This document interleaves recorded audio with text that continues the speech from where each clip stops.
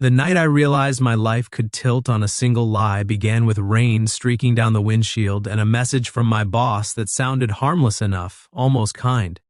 I had spent years believing I was invisible, the dependable employee who fixed problems quietly and went home alone, but that evening would pull me into a story I never asked for and force me to confront everything I feared about love, truth, and my own worth.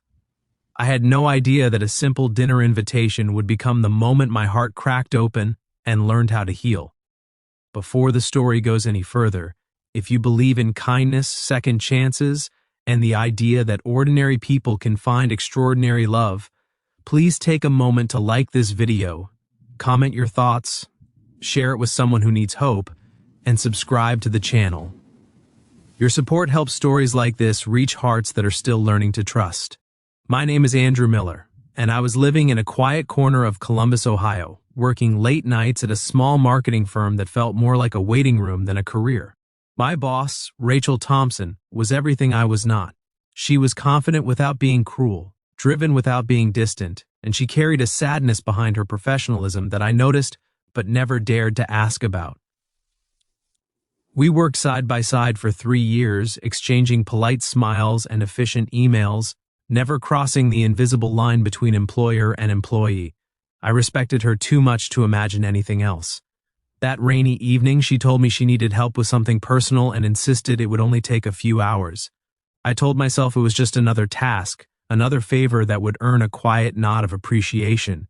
I dressed plainly, feeling out of place the moment I pulled into a suburban neighborhood outside Cincinnati where the houses glowed warmly against the dark sky. When she opened the door, something was different. Her voice was softer, her eyes nervous, and before I could understand what was happening, I was being welcomed inside as if I belonged there. The house smelled like roasted herbs and fresh bread, and the walls were lined with family photos that told a story of expectations and tradition. Her parents, Thomas and Margaret Thompson, greeted me with an intensity that made my chest tighten. They looked at me not as a stranger, not as an employee, but as an answer to prayers I had never heard. In that moment, Rachel made the announcement without warning, presenting me as her partner, her boyfriend, the person she had chosen to bring home. Time slowed. I felt my face burn and my heart race, trapped between the urge to run and the instinct to protect her from whatever had driven her to this desperate act. I realized then that Rachel had not invited me for dinner. She had recruited me into a lie she was too afraid to tell alone. Her parents' joy was immediate and overwhelming, filling the room with questions about my life, my faith, my plans, and my intentions. I nodded and smiled, answering carefully, trying not to betray the truth pulsing in my veins. As the evening unfolded, I learned pieces of Rachel's story through the weight of her parents' expectations. They were devout, loving, and deeply concerned that their daughter had poured her life into work while letting love slip away. Rachel had been engaged once, years ago, to a man named Michael Brooks, and the breakup had left scars she never shared at the office. Tonight, she had chosen the safest lie she could find, the man she trusted most to not hurt her further. Somehow, that man was me. The lie pressed on my chest like a stone. I watched Rachel laugh with a tension that only I could see, her shoulders tight, her eyes searching mine for reassurance. I wanted to be angry, to feel used, but what rose instead was compassion. I understood the loneliness of carrying expectations you can't fulfill. I understood the fear of disappointing the people who love you most. By the time dessert was served, I had decided to stay, to protect her secret for one night, even if it cost me my peace. Driving home later, the rain had stopped, but my thoughts were louder than any storm. Rachel apologized quietly in the car, her voice breaking with guilt, and I realized how heavy her burden had been. She admitted she never planned for it to go so far, never expected her parents' joy to cut so deep. I told her she owed me nothing but honesty going forward, and in that fragile truce, something shifted between us. The lie had opened a door neither of us had meant to touch. The following weeks were awkward and charged with unspoken tension.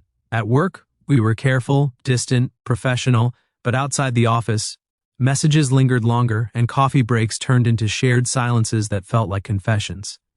Her parents called often, eager to include me in family events, and each invitation tightened the knot in my stomach. Rachel struggled with whether to tell the truth or keep the peace, and I struggled with feelings I had buried for years, feelings that had no right to exist under the circumstances. One Sunday afternoon in a park near the Ohio River, Rachel finally broke. She confessed that the lie had begun to feel real because being seen through my eyes made her feel safe, not judged, not measured against a timeline she could never meet. She admitted she was terrified of love because the last time she trusted it, it left her questioning her faith and her future. I listened, realizing that my own fears mirrored hers, that my loneliness had trained me to expect nothing and settle for less. The turning point came when her parents invited us for a weekend stay. The weight of deception became unbearable. I told Rachel I could not continue unless the truth came out, even if it meant losing everything she was trying to protect.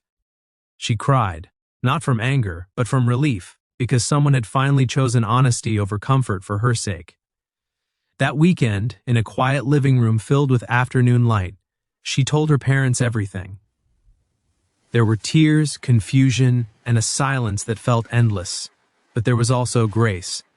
Thomas and Margaret were hurt, but their love proved deeper than their disappointment.